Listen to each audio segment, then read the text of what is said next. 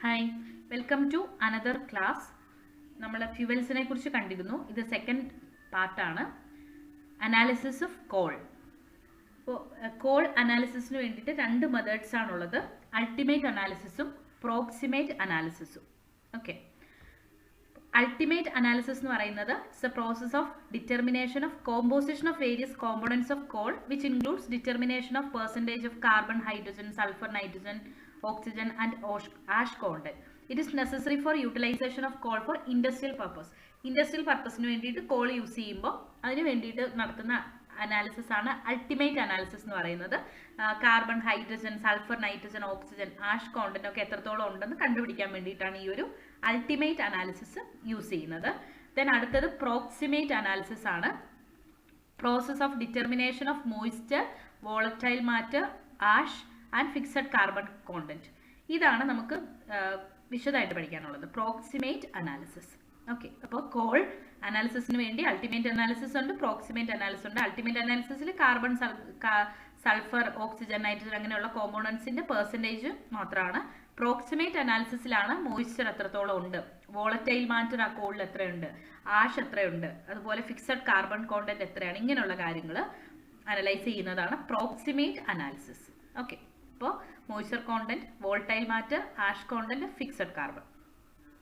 Okay, first one moisture analysis. Moisture എന്ന് പറയുമ്പോൾ നമുക്കറിയാം അതിലുള്ള വാട്ടർ, കോളിലുള്ള വാട്ടർ കണ്ടന്റ് ആണ് നമ്മളിവിടെ നോക്കുന്നത്. മോയ്സ്ചർ അനാലിസിസ് നമ്മൾ അതിന് വേണ്ടിയിട്ട് representative sample of finely powdered call എടുക്കുന്നു. ദെൻ സാമ്പിൾ ഒരു സിലിക്ക ക്രൂസിബിളിൽ വെക്കുന്നു. ഈ ക്രൂസിബിൾ എന്ന് പറയുന്നത് ഒരു ചെറിയൊരു അപ്പാറ്റസ് ആണ്. നമ്മളൊരു ചെറിയൊരു പാത്രം എന്നൊക്കെ നമ്മൾ പറയുന്ന പോലെ തന്നെ, പക്ഷെ നമുക്ക് നോർമലായിട്ട് ഏതെങ്കിലും ഒരു അപ്പാറ്റസിൽ ഈ ഒരു സാമ്പിൾ എടുത്തിട്ട് നമുക്ക് ഹീറ്റ് ചെയ്യാൻ പറ്റില്ല. കാരണം വളരെ ഹൈ ഹീറ്റിലൊക്കെ വിത്ത്സ്റ്റാൻഡ് ചെയ്യാൻ പറ്റുന്ന സബ്സ്റ്റൻസ് കൊണ്ടായിരിക്കണം നമ്മുടെ ആ ഒരു അപ്പാറ്റസ് നിർമ്മിച്ചിരിക്കുന്നത്. അതുപോലെ തന്നെ കെമിക്കൽ പ്രോസസ്സുകൾ ഹൈ ടെമ്പറേച്ചർ വരുമ്പോൾ എന്തെങ്കിലും കെമിക്കൽ റിയാക്ഷൻസ് ഒന്നും നടക്കാൻ പാടില്ല. അങ്ങനെയുള്ള കാര്യങ്ങളൊക്കെ ഉള്ള ഒരു ക്രൂസിബിൾ ആണ്. ക്രൂസിബിൾ എന്ന് പറയുന്നത് ചെറിയ ആ ഒരു അപ്പാറ്റസ്, ഇതിലാണ് നമ്മൾ സാമ്പിൾ എടുക്കുന്നത്. അപ്പോൾ സിലിക്ക വെച്ചിട്ടുള്ള ക്രൂസിബിൾ ആണ് ഇവിടെ നമ്മൾ യൂസ് ചെയ്യുന്നത്. ഓക്കെ, സിലിക്ക ക്രൂസിബിളിൽ നമ്മുടെ കോൾ നമ്മൾ എടുക്കുന്നു. അനാലിസിസ് നടത്തേണ്ട കോള് നമ്മൾ ഒരു സിലിക്ക ക്രൂസിബിളിൽ എടുക്കുന്നു. എന്നിട്ട് ക്രൂസിബിൾ ഒരു ഇലക്ട്രിക്കൽ ഹോട്ട് എയർ ഓവനിൽ വെച്ചിട്ട് ഒരു 105 തൊട്ട് 110 ഡിഗ്രി സെൽഷ്യസ് വരെ നമ്മൾ ഇതിന് ഹീറ്റ് കൊടുക്കുകയാണ്. ഇലക്ട്രിക്കൽ ഓവനിൽ വെച്ചിട്ട് ഹീറ്റ് കൊടുക്കുന്നു. ഹീറ്റ് കൊടുക്കുമ്പോൾ എന്ത് സംഭവിക്കും? കോള് ഹീറ്റ് ആവും. അപ്പോൾ weigh the crucible with remaining coal. അപ്പോൾ ആദ്യം ഹീറ്റ് കൊടുക്കുന്നു, ദെൻ ക്രൂസിബിളിന്റെ വെയിറ്റ് എടുക്കുന്നു. എന്നിട്ട് വീണ്ടും നമ്മൾ ഈ heating and cooling process repeat ചെയ്യാണ്. Weight of crucible with the coal remains constant. എന്നിട്ട് loss in weight as percentage of initial weight of coal sample നമ്മൾ മെഷർ ചെയ്യുന്നു. ഓക്കെ, അപ്പോൾ എന്താ ചെയ്യുന്നത്? ഈ ക്രൂസിബിളിൽ കോൾ എടുക്കുന്നു, കോളും നമ്മുടെ ക്രൂസിബിൾ ആയിട്ടുള്ള വെയിറ്റ് എടുക്കുന്നു, ദെൻ ഹീറ്റ് ചെയ്യുന്നു. ഹീറ്റ് ചെയ്യുമ്പോൾ എന്ത് സംഭവിക്കും? വാട്ടർ എലിമിനേറ്റ് ചെയ്ത് പോകും, നമുക്കറിയാം അല്ലേ? വാട്ടർ എലിമിനേറ്റ് ചെയ്ത് പോയി കഴിഞ്ഞു, അതായത് കുറച്ച് സമയം ഹീറ്റ് ചെയ്യുന്നു, അതെടുക്കുന്നു, കൂൾ ചെയ്യുന്നു, വീണ്ടും ഹീറ്റ് ചെയ്യുന്നു, വീണ്ടും കൂൾ ചെയ്യുന്നു. ഈ പ്രോസസ്സ് എല്ലാം നടക്കുന്നതിനിടയ്ക്ക് നമ്മൾ ഇതിന്റെ വെയിറ്റ് എടുക്കുന്നുണ്ട്. ഓരോ തവണയും വെയിറ്റ് എടുത്തിട്ട് നമ്മൾ 2-3 തവണ ഈ പ്രോസസ്സ് കഴിയുമ്പോൾ വെയിറ്റ് പിന്നെ കോൺസ്റ്റന്റ് ആയിരിക്കും. കാരണം ഇനി അതിൽ നിന്ന് വാട്ടർ ഒന്നും പോകാനുണ്ടാവില്ല. അങ്ങനെ ഒരു പ്രോസസ്സ്, ആ ഒരു കണ്ടീഷൻ വരുമ്പോൾ നമ്മൾ അത് സ്റ്റോപ്പ് ചെയ്യും. എന്നിട്ട് ഫൈനലി വെയിറ്റ് എടുക്കും. ദെൻ നമ്മൾ മോയ്സ്ചർ കണ്ടന്റ് കണ്ടുപിടിക്കുന്നത് moisture percentage is equal to loss in weight due to moisture removal divided by weight of coal sample taken into 100. എടുത്ത കോൾ സാമ്പിളിന്റെ വെയിറ്റ് പിന്നെ മോയ്സ്ചർ റിമൂവൽ വഴി എത്രത്തോളം വെയിറ്റ് റിമൂവൽ ആയിട്ടുണ്ട് ഇൻറ്റു 100 ചെയ്തിട്ടുണ്ടെങ്കിൽ നമുക്ക് മോയ്സ്ചർ കണ്ടന്റ് അറിയാൻ പറ്റും. അപ്പോൾ നമുക്ക് ആദ്യം ഈ സിലിക്ക ക്രൂസിബിൾ എടുക്കുമ്പോൾ ഇതിന്റെ വെയിറ്റ് എടുക്കുന്നു. ഇപ്പം ഇതൊരു 50 ഗ്രാം ആണ്. ദെൻ നമ്മൾ കോൾ ഇട്ടതിന് ശേഷം വീണ്ടും വെയിറ്റ് എടുക്കുന്നു. അപ്പോൾ ചിലപ്പോൾ ഒരു 80 ഗ്രാമോ ഒക്കെ ഉണ്ടാവും, നമ്മൾ ഇടുന്ന ആ കോൾ അനുസരിച്ച്. ദെൻ വീണ്ടും ഹീറ്റ് ചെയ്യുന്നു. ഹീറ്റ് ചെയ്ത് കഴിയുമ്പോൾ കുറച്ച് വാട്ടർ പോവും, അതനുസരിച്ച് ചിലപ്പോൾ 75ഓ 76ഓ ഒക്കെ ആയിട്ട് ആ ഒരു വെയിറ്റ് കുറയും. ഇങ്ങനെ വെയിറ്റിനുണ്ടാകുന്ന വ്യത്യാസം നോക്കിയിട്ട് നമുക്ക് ഡിഫറൻസ് എടുത്തിട്ടുണ്ടെങ്കിൽ വാട്ടർ കണ്ടന്റ് അല്ലെങ്കിൽ മോയ്സ്ചർ കണ്ടന്റ് കണ്ടുപിടിക്കാൻ പറ്റും. ഈ രീതിയിലാണ് കോളിലുള്ള മോയ്സ്ചർ അനാലിസിസ് ചെയ്യുന്നത്. അടുത്തത് determination of volatile matter. Volatile matter എന്ന് പറയുമ്പോൾ നമുക്കറിയാം ഈസി ആയിട്ട് വേപ്പറൈസ് ചെയ്തു പോകുന്ന മാറ്ററാണ് വോളറ്റൈൽ ആയിട്ടുള്ള മാറ്റർ എന്ന് പറയുന്നത്. അപ്പോൾ ഈ വോളറ്റൈൽ മാറ്റർ എത്രത്തോളം നമ്മുടെ കോളിൽ ഉണ്ടെന്ന് അറിയണമെങ്കിൽ എന്ത് ചെയ്താൽ മതി? ഇതുപോലെ തന്നെ മോയ്സ്ചർ ഫ്രീ ആയിട്ടുള്ള കോൾ എടുക്കുക, ഹീറ്റ് കൊടുക്കുക.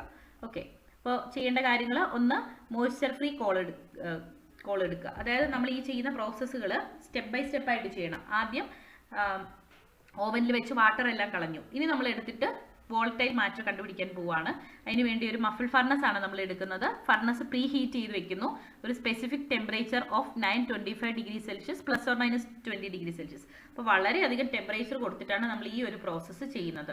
100 or 110 ഡിഗ്രി സെൽഷ്യസിലൊന്നും ഈ വോളറ്റൈൽ മാറ്റർ പോവില്ല. അതിന് വേണ്ടിയിട്ട് ഇനി 7 മിനിറ്റ്സ് നമ്മൾ ഈ സാമ്പിള് ഹീറ്റ് ചെയ്യുന്നു. ദെൻ വീണ്ടും ക്രൂസിബിൾ എടുത്തിട്ട് കൂൾ ചെയ്യുന്നു. This weight loss represent volatile matter content in the coal. അപ്പോൾ എന്താ ചെയ്യുന്നത്, മഫിൾ ഫർണസ് എടുക്കുന്നു, കോൾ നമ്മളൊരു ക്രൂസിബിളിനകത്തേക്ക് എടുക്കുന്നു. 925 ഡിഗ്രി സെൽഷ്യസ് ഹീറ്റ് ചെയ്ത് വെച്ചിരിക്കുക. അതിനേക്കാളും ± കൂടിയാലും കുറഞ്ഞാലും കുഴപ്പമില്ല. ദെൻ നമ്മൾ 7 മിനിറ്റ്സ് ഹീറ്റ് ചെയ്യുന്നു. അപ്പോൾ എന്ത് സംഭവിക്കും, വോളറ്റൈൽ മാറ്റർ ഒക്കെ എലിമിനേറ്റ് ചെയ്ത് പോയിക്കോളും. ദെൻ ആദ്യം വെയിറ്റ് എടുക്കുക, ദെൻ വീണ്ടും വെയിറ്റ് എടുക്കുക. ഈ ഒരു ഡിഫറൻസിൽ നിന്ന് നമുക്ക് എത്രത്തോളം വോളറ്റൈൽ മാറ്റർ ഉണ്ടായിരുന്നു എന്ന് മനസ്സിലാക്കാൻ പറ്റും. ഇനി വോളറ്റൈൽ മാറ്ററിന്റെ പെർസെൻറ്റേജ് കാണാൻ വേണ്ടിയിട്ട് എന്താ ചെയ്യേണ്ടത്, loss in weight due to removal of volatile matter divided by weight of coal sample used into 100. ഇത് വെച്ചിട്ട് നമുക്ക് വോളറ്റൈൽ മാറ്റർ എത്രത്തോളം നമ്മുടെ കോളിൽ ഉണ്ടായിരുന്നു എന്ന് കണ്ടുപിടിക്കാൻ പറ്റും. അപ്പോൾ നമ്മൾ മോയ്സ്ചർ കണ്ടുപിടിച്ചു, വോളറ്റൈൽ മാറ്ററും കണ്ടുപിടിച്ചു. ഇനി നമുക്ക് കണ്ടുപിടിക്കേണ്ടത് ആഷ് കോണ്ടന്റ് ആണ്. അപ്പോൾ ഡ്രൈ കോൾ എടുക്കുക, obtain a sample of dry coal. Then place the coal sample in an open crucible. ഇതൊരു ഓപ്പൺ ക്രൂസിബിളിലാണ് വെക്കുന്നത്. ദെൻ സാമ്പിള് ഒരു 30 മിനിറ്റ്സ് ഹീറ്റ് ചെയ്യുക at a temperature range of 700 to 750 degree Celsius. അപ്പോൾ അതിൽ നിന്ന് നമുക്ക് കുറച്ച് ആഷ് കിട്ടും. ഇനി calculate percentage of ash content based on weight of the residue. റെസിഡ്യൂവിൻ്റെ വെയിറ്റ് നോക്കിയിട്ട് നമുക്ക് ആഷ് കണ്ടന്റ് എത്രത്തോളം ഉണ്ടെന്ന് കണ്ടുപിടിക്കാൻ പറ്റും. ആഷ് കോണ്ടന്റ് കുറവാണെങ്കിൽ അതിനർത്ഥം കോളിൻ്റെ ക്വാളിറ്റി കൂടുതലാണ്. ഒരുപാട് ഈ ഒരു ബേണിംഗ് പ്രോസസ്സ് കഴിയുമ്പോൾ ക്രൂസിബിൾ ഒരുപാട് ആഷ് ഉണ്ടെങ്കിൽ അതിനർത്ഥം നമ്മുടെ കോളിന് ക്വാളിറ്റി കുറവാണ്. ഓക്കെ, ഇപ്പോൾ ആഷ് കോണ്ടന്റ് കണ്ടുപിടിക്കാനുള്ള percentage weight of ash formed divided by weight of dry coal taken, ഏറ്റവും ആദ്യം എടുത്തത് ഇൻറ്റു 100. ഈ രീതിയിൽ നമുക്ക് ആഷ് കോണ്ടന്റ് എത്രത്തോളം ഉണ്ടെന്നുള്ള ആ ഒരു പെർസെൻറ്റേജ് കണ്ടുപിടിക്കാൻ പറ്റും. അടുത്തത് ഫിക്സഡ് കാർബൺ. ലാസ്റ്റ് ആണ്. മോയ്സ്ചർ കണ്ടുപിടിച്ചു, വോളറ്റൈൽ സാമ്പിൾ വോളറ്റൈൽ സാമ്പിൾസ് എത്രത്തോളം ഉണ്ടെന്ന് കണ്ടുപിടിച്ചു, ആഷ് കോണ്ടന്റ് കണ്ടുപിടിച്ചു. ഇനി നമ്മൾ ഫിക്സഡ് കാർബൺ കണ്ടുപിടിക്കുകയാണ്. മോയ്സ്ചറും വോളറ്റൈൽ മാറ്ററും ആഷ് കണ്ടന്റ് കഴിഞ്ഞാൽ പിന്നെ ഉള്ളത് എന്തായിരിക്കും, ഫിക്സഡ് കാർബൺ ആയിരിക്കും നമ്മുടെ കോളിലുള്ളത്. അപ്പോൾ ഫോർമുല എന്താണ്, fixed carbon is equal to 100ൽ നിന്ന് ഈ കിട്ടിയ പെർസെൻറ്റേജുകളെല്ലാം കുറയ്ക്കുമ്പോൾ കിട്ടുന്നത് എത്രയാണോ അതായിരിക്കും നമ്മുടെ ഫിക്സഡ് കാർബണിൻ്റെ പെർസെൻറ്റേജ്. ഈ രീതിയിലാണ് കോളിൻ്റെ അനാലിസിസ് നടത്തുന്നത്. ഓക്കെ, ഇതാണ് കോൾ അനാലിസിസ്. അടുത്തത് octane number and cetane number. Octane number എന്ന് പറയുന്നത് measures a fuel's resistance to knocking or uncontrolled detonation in an internal combustion engine. ഒരു internal combustion engineലെ ഫ്യൂവലിൻ്റെ നോക്കിങ്ങിനോടുള്ള ആ ഒരു റെസിസ്റ്റൻസ് മെഷർ ചെയ്യാൻ വേണ്ടി യൂസ് ചെയ്യുന്നതാണ് ഒക്ടെയ്ൻ നമ്പർ. അപ്പോൾ എന്തായിരിക്കും നോക്കിംഗ് എന്ന് പറയുന്നത്? നോക്കിംഗ് ഒരു എഞ്ചിനിൽ ഫ്യൂവൽ എയർ മിക്സ്ചർ കംപ്രസ് ചെയ്തിട്ടാണ് ഒരു സ്പാർക്ക് ഉണ്ടായിട്ടാണ് ഇഗ്നീഷൻ നടക്കുന്നത്. നമുക്കറിയാം, നമ്മളിപ്പോൾ ഒരു വണ്ടിയുടെ ഒക്കെ ആയാലും എഞ്ചിനിൽ എങ്ങനെയാണ് ഫ്യൂവൽ കത്തിയിട്ടാണ് നമുക്ക് അതിൻ്റെ ആ ഒരു ഹീറ്റ് അല്ലെങ്കിൽ ആ ഒരു പവർ നമുക്ക് കിട്ടുന്നത്. അപ്പോൾ എവിടെ എന്താ സംഭവിക്കുന്നത്, ഫ്യൂവലും എയർ മിക്സറും കൂടി കംപ്രസ് ചെയ്യുന്നു. അങ്ങനെ അവിടെ ഒരു സ്പാർക്ക് ഉണ്ടായിട്ടാണ് ഇഗ്നീഷൻ നടക്കുന്നത്. അപ്പോൾ ഈ സ്പാർക്ക് ഓട്ടോമാറ്റിക്കലി ഉണ്ടാകുന്നതിന് മുമ്പ് തന്നെ നോക്കിംഗ് എന്നൊരു പ്രോസസ്സ് നടക്കുകയാണെങ്കിൽ ഫ്യൂവലിൻ്റെ സെൽഫ് ഇഗ്നീഷൻ ഉണ്ടാവും due to heat and pressure of compression before spark does. അപ്പോൾ സ്പാർക്ക് ഉണ്ടായി ഇഗ്നീഷൻ നടക്കുന്നതിന് മുമ്പ് തന്നെ ഈ ഒരു സെൽഫ് ഇഗ്നീഷൻ ഉണ്ടാവും. അപ്പോൾ ഒരു അൺകൺട്രോൾഡ് ഡാമേജിങ് എക്സ്പ്ലോഷൻ ഉണ്ടാവും. അതിനെയാണ് നമ്മൾ നോക്കിംഗ് എന്ന് പറയുന്നത്.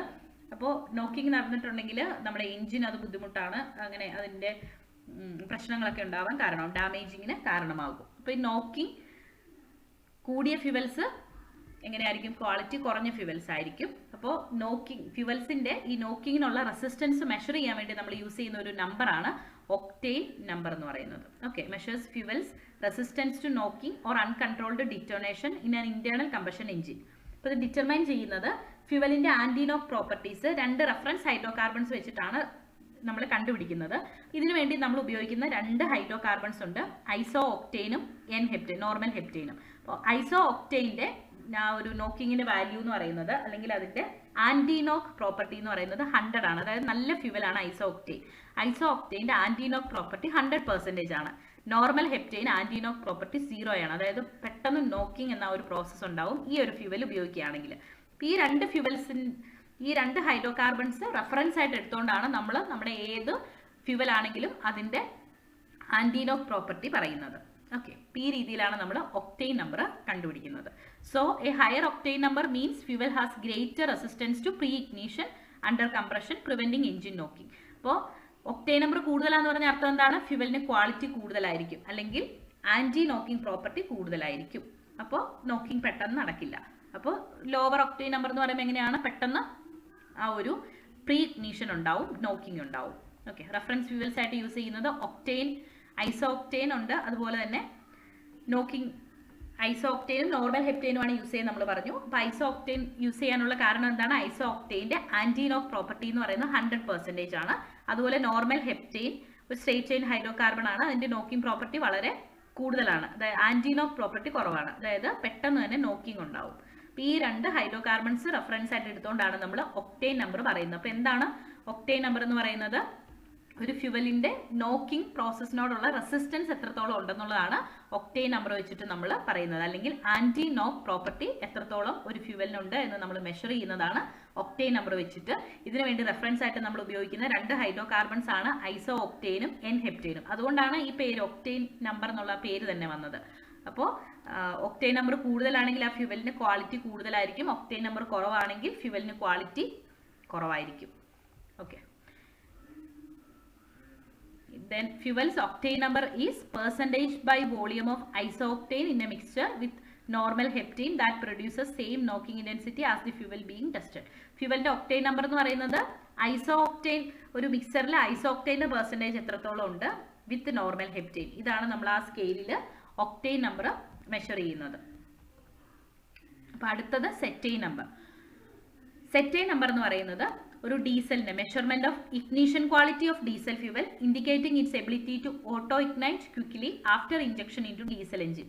ഡീസൽ എഞ്ചിനിലേക്ക് നമ്മൾ ആ ഫ്യൂവൽ ഏത് ഫ്യൂവലാണോ കൊടുക്കുന്നത്, ഡീസൽ ഫ്യൂവൽ കൊടുക്കുമ്പോൾ അത് എത്ര പെട്ടെന്ന് ഇഗ്നിഷൻ നടക്കും എന്നുള്ളതാണ് അതിൻ്റെ സെറ്റെയ്ൻ നമ്പർ. പെട്ടെന്ന് ഇഗ്നിഷൻ നടന്നാൽ പെട്ടെന്ന് തന്നെ ആ ഒരു പ്രോസസ്സ് നടന്നിട്ട് നമുക്ക് വേഗം റിസൾട്ട് കിട്ടും, അല്ലെങ്കിൽ അത് കൂടുതൽ ക്വാളിറ്റി ഉള്ളതായിരിക്കും. ഓക്കെ, അപ്പോൾ ഒരു ഡീസലിൻ്റെ ഇഗ്നിഷൻ ക്വാളിറ്റി മെഷർ ചെയ്യാൻ വേണ്ടി യൂസ് ചെയ്യുന്നതാണ് cetane number, indicating its ability to auto ignite quickly after injection into diesel engine. Higher cetane number ആണെങ്കിൽ ഷോർട്ടർ ഇഗ്നിഷൻ ഡിലേ ആയിരിക്കും. സെറ്റെയ്ൻ നമ്പർ കൂടുതലാന്ന് പറഞ്ഞ അർത്ഥം എന്താണ്? ഇഗ്നിഷൻ ഡിലേ ഒത്തിരി ഇല്ല, ഒരുപാട് താമസം വരില്ല, പെട്ടെന്ന് തന്നെ ഇഗ്നിഷൻ നടക്കും, ബെറ്റർ ഫ്യൂവൽ കമ്പഷൻ നടക്കും, ക്വയറ്റർ എഞ്ചിൻ ഓപ്പറേഷൻ നടക്കും, ഈസിയർ കോൾഡ് സ്റ്റാർട്ടിംഗ് ആയിരിക്കും, എമിഷൻസ് കുറവായിരിക്കും. ഇത്രയും അഡ്വാൻറ്റേജസ് ഉണ്ട് ഒരു സെറ്റെയ്ൻ നമ്പർ കൂടുതലുള്ള ഒരു ഫ്യൂവലിന്. പെട്ടെന്ന് തന്നെ ഇഗ്നിഷൻ നടക്കുന്നു, ബെറ്റർ ഫ്യൂവൽ കമ്പഷൻ നടക്കുന്നു, അങ്ങനെയുള്ള കാര്യങ്ങൾ. ഓക്കെ, സോ ഇതിൻ്റെ റോൾ എന്ന് പറയുന്നത് ഒക്ടെയ്ൻ റേറ്റിംഗ് പോലെ തന്നെയാണ് ഇത്, പക്ഷേ ഡീസൽ ഫ്യൂവലിനാണെന്നേ ഉള്ളൂ. സെറ്റെയ്ൻ നമ്പർ ഡീസൽ ഫ്യൂവലിന് മാത്രമേ ഉള്ളൂ, ഒക്ടെയ്ന് അതിൽ എല്ലാ ഫ്യൂവൽസിനും ഉണ്ട്. Okay, then ignition delay. Ignition delay എന്ന് പറയുന്നത് എന്താണ്? Cetane number quantifies time between fuel injection and start of combustion. Combustion നടക്കുന്നതും ഫ്യൂവൽ ഇഞ്ചക്ട് ചെയ്യുന്നതും തമ്മിലുള്ള ആ ഒരു ടൈം ലാഗ് എത്രയാണോ അതാണ് ഇഗ്നിഷൻ ഡിലേ എന്ന് പറയുന്നത്. ഓക്കെ, ഡിലേ ഉണ്ടാവുമല്ലോ ഇഗ്നിഷന് വേണ്ടിയിട്ട്. അപ്പോൾ ഡീസൽ ഇഞ്ചക്ട് ചെയ്തു, ദെൻ ഇഗ്നിഷൻ നടക്കാൻ എത്രമാത്രം ഡിലേ ഉണ്ടെന്നുള്ളതാണ് ignition delay. Then combustion quality. Higher number signifies that fuel burns more efficiently. Cetane number കൂടുമ്പോൾ എഫിഷ്യൻസി കൂടുതലായിരിക്കും. ഓക്കെ, ദെൻ ഹയർ സെറ്റെയ്ൻ നമ്പറിന്റെ ഗുണങ്ങൾ. അപ്പോൾ ഒരു നല്ല ഫ്യൂവൽ ആണെങ്കിൽ ഒക്ടെയ്ൻ നമ്പർ കൂടുതലായിരിക്കണം, അതുപോലെ നല്ലൊരു ഡീസൽ ഫ്യൂവൽ ആവണമെങ്കിൽ സെറ്റെയ്ൻ നമ്പറും കൂടുതലായിരിക്കണം. ഓക്കെ, ഹയർ സെറ്റെയ്ൻ നമ്പറിന്റെ ബെനിഫിറ്റ്സ് ആണ് ക്വിക്കർ സ്റ്റാർട്ടിങ്, പെട്ടെന്ന് തന്നെ സ്റ്റാർട്ട് ആവും, അതുപോലെ സ്മൂത്ത് ഓപ്പറേഷൻസ് ആയിരിക്കും, എഞ്ചിൻ നോയ്സ് ഒന്നും ഉണ്ടാവില്ല, അതുപോലെ എമിഷൻസ് കുറവായിരിക്കും. More complete combustion leads to fewer harmful pollutants. Then improved fuel efficiency. Complete combustion ആയിരിക്കും നടക്കുന്നത്, അതുകൊണ്ട് എഞ്ചിൻ പെർഫോമൻസും കൂടുതലായിരിക്കും, ബെറ്റർ എഞ്ചിൻ പെർഫോമൻസ് ആയിരിക്കും ഉള്ളത്. ദെൻ സെറ്റെയ്ൻ നമ്പർ എന്ന് പറയുന്ന ഒരു ഡയമെൻഷൻലെസ് വാല്യൂ ആണ്. ഫ്യൂവൽ സിംഗിൾ സിലിണ്ടർ എഞ്ചിനിലൊക്കെ വെച്ചിട്ട് സ്പെഷ്യലൈസ്ഡ് എക്യുപ്മെൻറ്റ്സ് ഉപയോഗിച്ചിട്ടാണ് ഈ ഒരു സെറ്റെയ്ൻ നമ്പർ കണ്ടുപിടിക്കുന്നത്. ഓക്കെ, സ്റ്റാൻഡേർഡ് ടെസ്റ്റ് മെത്തേഡ്സ് ആയിട്ടുള്ള ASTM D630 ഫ്യൂവൽസിൻ്റെ ഇഗ്നിഷൻ ഡിലേ റെഫറൻസ് ഫ്യൂവൽ വെച്ചിട്ട് കണ്ടുപിടിക്കുകയാണ് ചെയ്യുന്നത്. ഒരു റെഫറൻസ് ഫ്യൂവൽ എടുക്കും, അതിന് എത്രത്തോളം ഇഗ്നിഷൻ ഡിലേ ഉണ്ടെന്ന് നോക്കും, അതുപോലെ നമുക്ക് സെറ്റെയ്ൻ നമ്പർ കണ്ടുപിടിക്കേണ്ട ഫ്യൂവൽ എടുക്കും, അതിൻ്റെ ഇഗ്നിഷൻ, അതായത് ഇഞ്ചക്ഷൻ കഴിഞ്ഞ് എത്ര സമയം കഴിഞ്ഞിട്ടാണ് ഇഗ്നിഷൻ പ്രോസസ്സ് നടന്നതെന്ന് നോക്കും, ആ ഒരു ഇഗ്നിഷൻ ഡിലേ കണ്ടുപിടിക്കും. അങ്ങനെ കമ്പയർ ചെയ്തിട്ടാണ് കണ്ടുപിടിക്കുന്നത്. ഓക്കെ, ഇനി ഒക്ടെയ്ൻ നമ്പറും സെറ്റെയ്ൻ നമ്പറും ആയിട്ടുള്ള relationship. Just as octane rating indicates gasoline's resistance to pre-ignition. Sectane number indicates diesel fuel's ability to ignite when compressed.